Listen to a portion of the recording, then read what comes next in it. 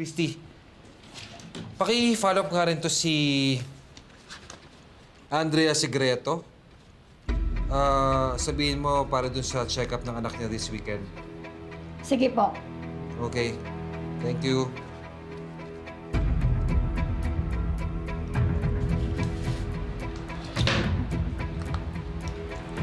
Andrea Segreto?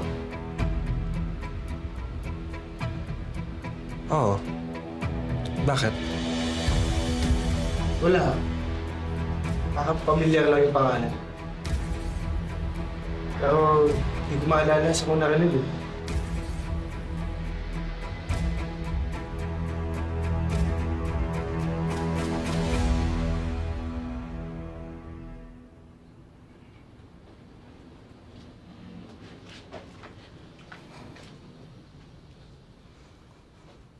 May pinadala si Sir. Ano to? Aba, malay ko, hindi ko naman binuksan eh. Hindi mo na ako pakialamera. Hindi ka nga pakilamera. Chismosa ka naman at adelantada. Ano na naman to? Mapapagod na naman ako nito eh. Dapat lang. Pagpaguran mo yung binabayad sa'yo. May sinasabi ka? Wala. Sa labas na si Celso. Ihahatid ka kung nasan si Cel. Magdala ka daw ng damit na pang 2 araw. Tapos may iwan na naman ako mag-isa doon.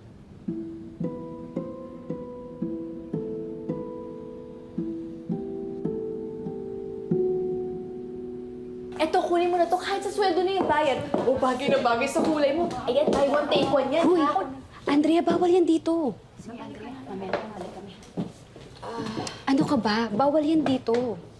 Pasensya na ho. Pang-doktor lang po sana ng anak ko. Sus, nang guilt trip ka pa. O siya, sige, ako na bahala dito para makauwi ka at makabenta ka pa. O.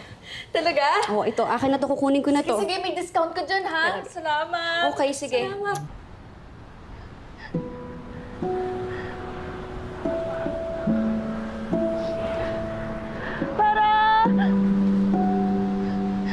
Taxi!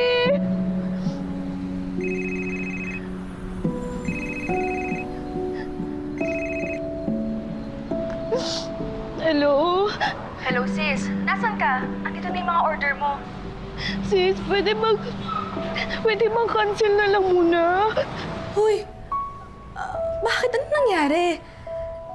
Teka, nireserve ko to para sa'yo eh. Hindi mo naman to kailangang bayaran ngayon. Pupuntahan kita. Nasaan ka?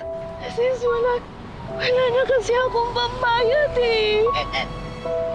Wala na akong Sis, wait lang. Kumalma ka. Nasaan ka? Pupuntahan kita. Wala na akong trabaho. Sis!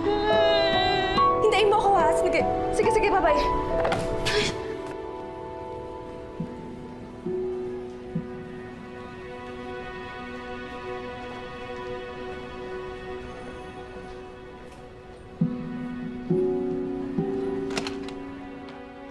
Hi, Christy. Diyan si Doc. Ay, kaaalis lang. Sige, hintayin ko na lang sa loob, ha? O, di ba nito ka na kanina? Oo, pero hindi ako nabigay na gamot eh. Hintayin ko na lang siya kasi baka next week pa ako makabalik dito. Okay, kung makapaghintay ka ng matagal. Willing to wait.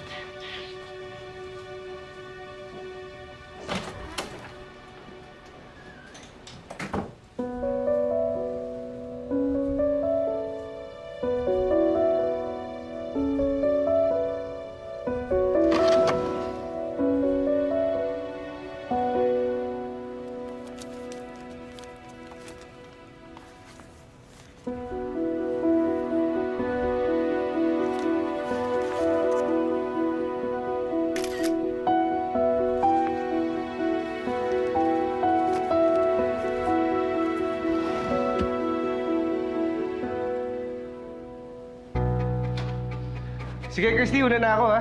O, akala ko hantayin mo si Doc. Babalik na lang ako. Thanks, Christy!